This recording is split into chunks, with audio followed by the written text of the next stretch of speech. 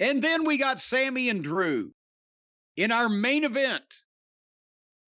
And it was a good match. It was fairly lengthy, but it was a good match. These guys are pros. They can work.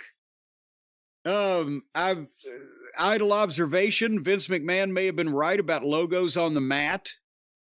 It does look a little, it looks like the trailer that's hauling a race car to some stock car track in Georgia. But finally, Sami went for a kick and Drew schoolboyed him and put his feet on the ropes. 1, 2, 3. The heel cheated and beat the babyface. Imagine that. And then he leveled Sami Zayn and got some more heat on him. And here Cody's music played. Here came Cody. And Cody and Drew get in a fight. And Drew rolled out. And right as Drew rolled out, Owens was in behind Cody and attacked him. And they get in a fight. And then Drew comes back to help stop Cody. And Drew took Cody over to the corner where he was starting to throttle him, but Sami came to save him with a kick, and Drew moved, and Sami kicked Cody right in the fucking face. Boom! Boy, a lot of misfires from Sami. And Sami was shocked, and Drew starts laughing and rolls out. And Owens walks up beside Sami because they're old buddies and patted him on the chest. Thanks, pal. And rolled out of the ring, and Sami's there with his head in his hands, and Cody's down selling his face. And they go off the air, or so we thought for a moment. But first, Brian, your comments on Drew and Sami Zayn. Match was okay. The finish was interesting, and again, the teasing of multiple things, including Owens and Zayn, I thought it was good. But then that was the main event, right? And you smartened me up to this. Thank God we spoke before we, recorded, because that was the main event. It was all over. The announcers didn't say, well, stay tuned. We've got some more shit going to happen. And they faded to black and then to what I assumed, and I later found out what you assumed, was a promotional piece for some more. I thought I'd seen that footage with Roman in Saudi Arabia or wherever the fuck they were. I thought, is this a documentary plug or whatever? Boom, I stopped the playing of the show, and so did you. And then later on, you found out and alerted me. Well, no, I didn't. What happened? What happened was on Xfinity, the cable remote, you could just say CBS, it'll go to CBS. MeTV, it'll go to MeTV, whatever it may be. So I said to go to the next channel, and it didn't happen. And then I realized, I'm on Peacock. It's a different, or on Netflix, it's a different input. I got to go to the other one for cable. And right as I did that, they went back to the ring. And I said, whoa, what's this? Okay, well now, by the way, you've just illustrated why I hate all this fucking streaming bullshit. Just give me a cable box, because you got to say this and do that and jump this hoop and go back to this thing. But nevertheless, they came back after the couple minutes of commercial broadcasting. They came back to the ring, and Cody was still down selling his face, and then got up and kind of given the speech like he's going to wind things up, and out comes CM Punk. And then they proceeded to do one of the goddamnedest promo exchanges. I mean, we've come to expect, high-level shit verbally from Punk, and Cody has held his own in this position. But holy shit, they told this story, and Punk led it. But he needed to, because he was the guy setting this thing up.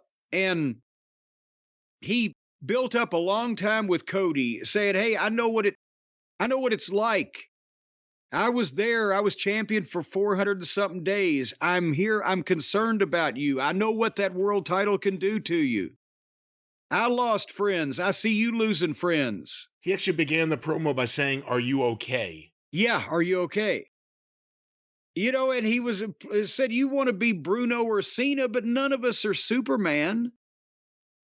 And that title wears down on you, and everybody's against you when you're the man. There are no friends. Because Cody said, "You're my friend, right?"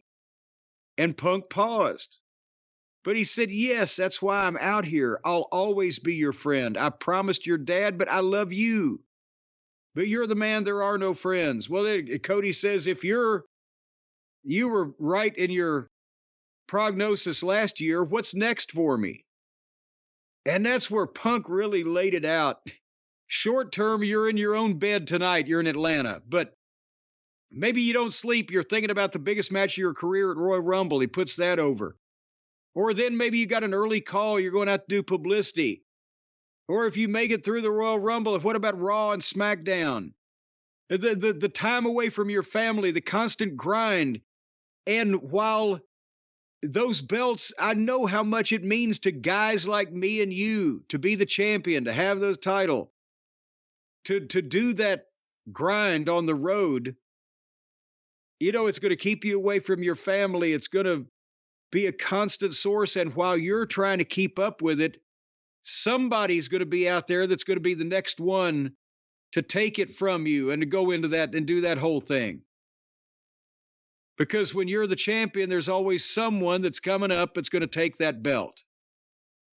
But that's the good news, Cody. And Cody said, "Well, if that's the good news, what's the bad news?" And Punk says the bad news is the someone is me.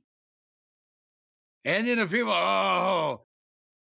And the people were with this, not even cheering and booing, but applauding the back and forth exchanges.